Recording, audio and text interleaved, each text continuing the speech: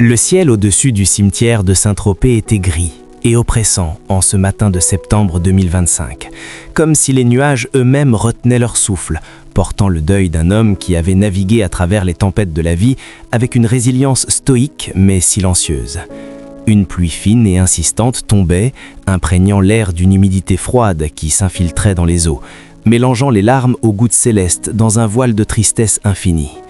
Les pins centenaires bordant le chemin murmuraient sous le vent chargé de sel marin, leurs aiguilles bruissant comme des confidences oubliées, tandis que l'odeur terreuse de la terre fraîchement remuée se mêlait à celle des fleurs fanées, chrysanthèmes blancs pour la pureté perdue, roses rouges pour les passions éteintes et délices pour les regrets inavoués. Jacques Charrier, l'acteur discret qui avait un jour illuminé les écrans aux côtés de Brigitte Bardot, reposait désormais dans son cercueil, emporté par une maladie impitoyable qui avait rongé ses forces au fil des mois, le laissant amaigri et vulnérable. Son visage, marqué par les rides profondes des ans et des chagrins accumulés, était maintenant paisible, figé dans un repos éternel qui contrastait avec le tumulte intérieur qu'il avait toujours caché, comme un rôle qu'il jouait jusqu'au bout. Nicolas Jacques Charrier arriva tôt, le cœur serré comme un étau invisible qui broyait chaque battement, après un vol nocturne depuis la Norvège qui l'avait laissé épuisé, hanté par des visions fragmentées de son enfance. L'appel de la veille avait été un coup de poignard dans l'âme. « Votre père nous a quittés, les obsèques sont demain ». Il avait hésité un instant, les souvenirs affluant comme une marée noire et suffocante. L'enfance marquée par l'absence criante de sa mère, mais ancrée par la présence solide, quoique souvent taciturne, de Jacques. Élevé par cet homme qui avait tout sacrifié pour lui, Nicolas avait grandi dans l'ombre d'un divorce retentissant qui avait fait les choux gras des tabloïds, apprenant à naviguer entre la gloire maternelle éblouissante et la simplicité paternelle, presque ascétique. Jacques, après avoir brillé dans des films comme Babette s'en va en guerre et partagé l'écran avec des légendes, avait tourné le dos à Hollywood pour devenir charpentier. Ses mains calleuses sculptaient le bois comme il avait autrefois sculpté des rôles. Il avait élevé Nicolas dans une maison modeste, loin des projecteurs, lui enseignant la valeur du travail honnête, de la loyauté silencieuse et d'un amour discret qui ne s'exprimait pas en mots grandiloquents, mais en actes quotidiens. Un repas préparé avec soin, une leçon de vie murmurée lors d'une promenade en forêt. Mais il y avait eu des silences pesants, des non-dits qui pesaient comme des chaînes invisibles. Les nuits où Jacques buvait seul dans son atelier, fixant une photo jaunie de Brigitte, murmurant son nom comme une malédiction ou une prière. Les disputes rares mais explosives où il accusait le destin d'avoir volé leur famille, ses yeux brillants d'une douleur qu'il refoulait aussitôt. Nicolas avait porté ce poids toute sa vie, se demandant intérieurement si son père l'aimait vraiment ou s'il n'était qu'un rappel douloureux d'un mariage brisé en mille éclats. Pourquoi Jacques n'avait-il jamais craqué devant lui? Était-ce la piété masculine d'une génération qui voyait les larmes comme une faiblesse, la peur de la vulnérabilité qui l'aurait rendu encore plus fragile, ou simplement un cœur trop meurtri par les trahisons de la vie pour s'ouvrir pleinement? Ces questions, enfouies sous des décennies de distance géographique et émotionnelle, ressurgissaient maintenant avec une intensité brûlante, mélangeant un chagrin abyssal qui lui nouait les entrailles, une colère refoulée qui bouillonnait comme un volcan endormi, et un amour filial viscéral qui refusait obstinément de s'éteindre, comme une flamme vacillante dans la tempête. L'organisateur des funérailles, un vieil ami de Jacques aux yeux rougis par le deuil et les nuits blanches, l'accueillit à l'entrée du cimetière, sa voix tremblante trahissant une émotion contenue. « Nicolas, mon garçon, il serait si fier que tu sois là. Il a passé ses derniers jours à parler de toi, à regretter de ne pas avoir dit plus souvent combien il t'aimait, combien il admirait l'homme que tu es devenu malgré tout. » Nicolas déglutit, le cœur noué comme des épines acérées qui y étaient plantées, chaque mot ravivant une plaie intérieure. Il suivit le chemin gravillonné, ses pas lourds résonnant comme des accusations contre le temps perdu, contre les appels manqués et les visites trop espacées. En approchant du cercueil ouvert, disposé sous un auvent pour abriter les proches de la pluie incessante, une lumière diffuse filtrait à travers les nuages lourds, illuminant faiblement le visage de Jacques. Nicolas s'arrêta net, le souffle coupé, comme si le monde entier s'était figé dans un silence adoucissant. Son père gisait là, les mains croisées sur la poitrine, vêtu d'un costume simple qui rappelait ses jours d'acteur modeste, loin des fastes. Une cicatrice ancienne sur sa tempe, souvenir d'un accident de tournage lors d'un film oublié, semblait plus prononcée dans la mort. Un témoignage muet des batailles livrées, non seulement sur les plateaux, mais dans la vie réelle, contre la solitude, contre les démons intérieurs que l'alcool n'avait jamais vraiment chassés. Il s'avança, les jambes tremblantes comme celles d'un enfant perdu dans un cauchemar, et s'agenouilla devant le cercueil, posant une main sur le bois froid et poli. Une larme chaude jaillit de ses yeux, puis une autre, libérant un torrent qu'il avait retenu toute sa vie, un raz-de-marée d'émotions qui le submergeait. « Papa, pourquoi es-tu parti si tôt ? Pourquoi n'avons-nous pas eu plus de temps pour réparer ce qui était brisé ?» pensa-t-il intérieurement, sa voix intérieure un cri muet de désespoir. Jacques avait été son ancre, son roc inébranlable dans la tempête médiatique qui avait suivi sa naissance en 1960. Tandis que Brigitte voguait vers sa gloire insatiable, Jacques l'avait élevé seul, lui apprenant à skier dans les Alpes enneigées, à pêcher dans les rivières tumultueuses de France, à réparer une moto avec une patience infinie qui masquait ses propres tourments.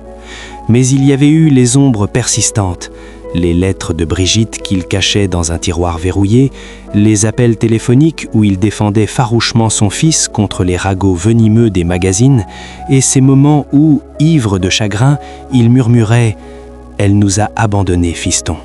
Mais je suis là, et je ne partirai jamais. » Nicolas releva la tête, ses yeux rougis fixant le visage immobile de son père, un mélange de douleur lancinante qui lui transperçait le cœur et d'accusations muettes dans le regard.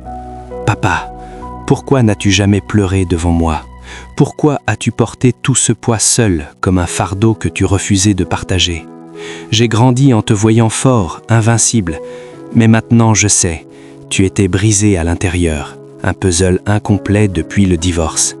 Maman m'a rejeté, mais toi, tu m'as sauvé jour après jour, en sacrifiant tes rêves pour les miens. Et je ne t'ai jamais dit merci, pas assez, jamais assez. » se lamenta-t-il intérieurement, les mots résonnant comme un écho dans son esprit tourmenté. Les larmes coulaient librement sur ses joues maintenant, mélangeant sel et pluie dans un flot intarissable, et il serra le bord du cercueil comme pour ancrer son âme chavirée, comme pour retenir un peu de cette présence paternelle qui s'échappait. Autour de lui, les quelques amis et parents, des acteurs oubliés des années 60, des voisins de Saint-Tropez qui avaient vu Jacques réparer leurs meubles avec un sourire bourru, une cousine éloignée qui se rappelait ses rares visites familiales, observaient en silence, respectant ce moment intime comme un sanctuaire. La cousine s'approcha doucement, posant une main tremblante sur son épaule. « Il t'aimait tant, Nicolas !» Dans ses derniers mots, affaibli par la maladie qui le rongeait depuis des mois, il a dit « Dites à mon fils que je suis fier de l'homme qu'il est devenu. » En Norvège, loin de tout ce cirque hollywoodien, il a trouvé la paix que je n'ai jamais eue. J'aurais dû lui dire plus souvent. Nicolas hocha la tête, ses yeux rougis fixant le visage immobile de son père, un mélange de douleur lancinante qui lui transperçait le cœur et d'accusations muettes dans le regard. « Papa, pourquoi n'as-tu jamais pleuré devant moi ? Pourquoi as-tu porté tout ce poids seul, comme un fardeau que tu refusais de partager ? J'ai grandi en te voyant fort, invincible, mais maintenant je sais, tu étais brisé à l'intérieur, un puzzle incomplet depuis le divorce. Maman m'a rejeté, mais toi, tu m'as sauvé, jour après jour, en sacrifiant tes rêves pour les miens. Et je ne t'ai jamais dit merci, pas assez, jamais assez. » se lamenta-t-il intérieurement, les mots résonnant comme un écho dans son esprit tourmenté. Nicolas se releva lentement, essuyant ses larmes d'un revers de manche trempé de larmes, et embrassa le front froid de son père, un baiser chargé de tous les « je t'aime » non dits, de tous les regrets accumulés comme des nuages noirs. « Au revoir, papa. Merci pour tout. Pour m'avoir élevé avec cette force tranquille, pour m'avoir aimé malgré les tempêtes intérieures que tu combattais seul. Je te promets, je vivrai pour nous deux, sans les chaînes du passé, en honorant ta mémoire dans chaque acte d'amour que je donnerai à mes enfants, » pensa-t-il, les mots s'étranglant dans sa gorge comme un sanglot retenu.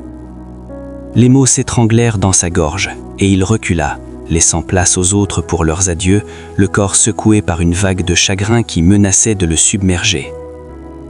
La cérémonie commença sous la pluie qui redoublait d'intensité, le prêtre récitant des prières qui se perdaient dans le vent hurlant, tandis que Nicolas se tenait à l'écart, les bras croisés comme pour contenir le vide abyssal qui grandissait en lui, comme un gouffre béant. Des souvenirs affluaient en cascade, les Noëls solitaires à deux autour d'un sapin modeste où Jacques inventait des histoires pour chasser la mélancolie, les randonnées interminables où il lui apprenait la résilience face à l'adversité. La vie est comme une montagne, fiston, dure mais belle au sommet. Et ces rares moments où il évoquait Brigitte avec une tendresse amère.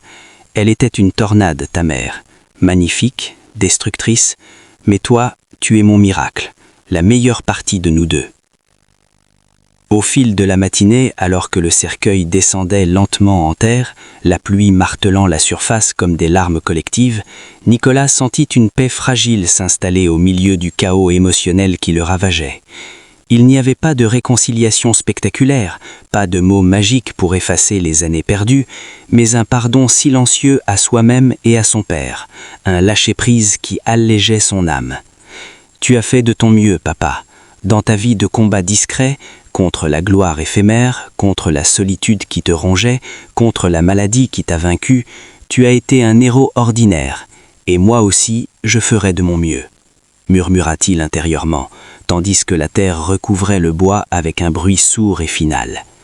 Les invités se dispersèrent sous la pluie qui s'apaisait enfin, laissant Nicolas seul avec ses pensées tourbillonnantes, le cœur encore lourd mais allégé d'un poids ancestral, comme si un chapitre douloureux se refermait doucement. Ce soir-là, en repartant vers l'aéroport sous un ciel qui s'éclaircissait timidement, révélant des étoiles naissantes, Nicolas appela ses filles, la voix rauque des larmes versées et des émotions refoulées. Grand-père est parti, mais j'étais là pour lui dire au revoir, pour honorer l'homme qu'il était. Venez, mes chéris, je vous raconterai ces histoires, pas seulement les films, mais la vie réelle, les leçons cachées. Il vivra à travers nous, dans chaque éclat de rire, chaque geste d'amour. Dans l'avion qui le ramenait en Norvège, il contemplait les nuages en dessous, sentant pour la première fois une sérénité naissante, forgée dans les adieux émouvants d'une cérémonie funéraire, d'un deuil qui guérissait tant qu'il dévastait. L'héritage de Jacques, pas celui des écrans argentés, mais celui d'un amour paternel inconditionnel, forgé dans le silence et la persévérance, perdurerait, éternel, dans sa simplicité profonde et touchante.